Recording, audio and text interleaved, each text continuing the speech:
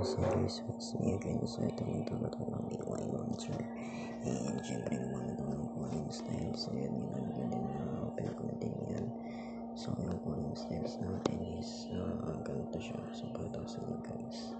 So nag-upgrade ko tayo ng volume. So yan, change ko siya sa into Windows. So yun, ginawa ko siya Windows base. Pero pinipalitan yan. So nag-open natin yung volume styles. And as you can see, makita nyo yung volume styles is running siya. So pwede kayo pumili dyan depende kung yung mga hindi naka-premium. So yung naka-premium dyan is yung RGB or yung malakas sa battery. So yung RGB and then pwede din yung wave. Kaya pwede yung wave kung gusto nyo. Pwede din yung MIUI. So ito yung wave. Pagka binili yung wave, ito siya.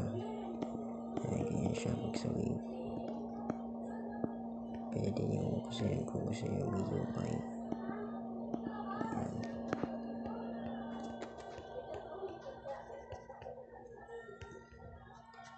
Pwede pa kayo kumili dyan. So ito naman yung sa MIUI. Ayan.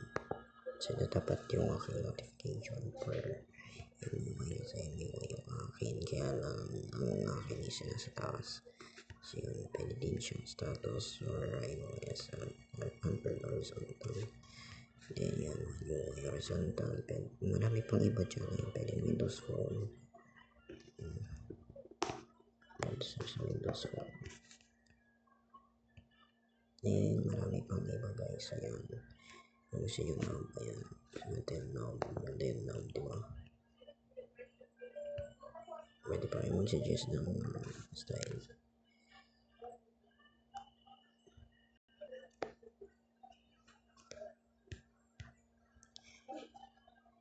And also guys, dito naman sa ating sa dito sa isa.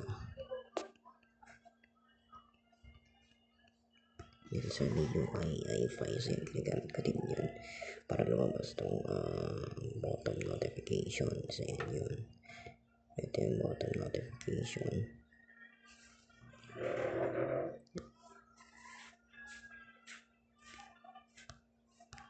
So ito pala.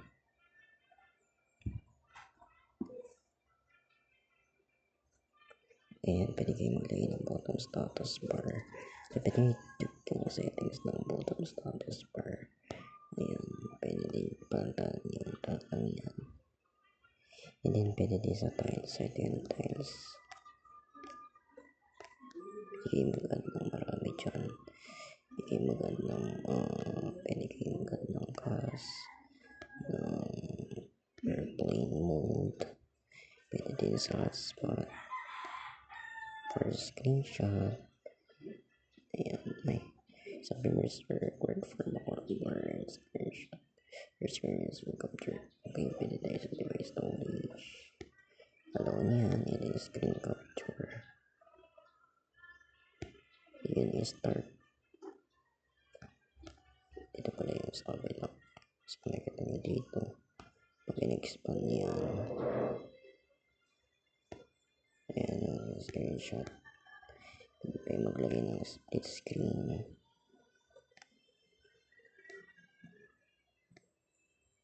Pwede di-developer option ng bottom status bar. Pwede ang power off, reboot to bootloader, immersive mode, MIUI, start volume styles. Ayan, pwede itong start volume styles.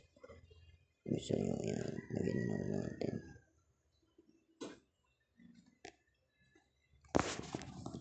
So yun lang guys, and thanks for watching.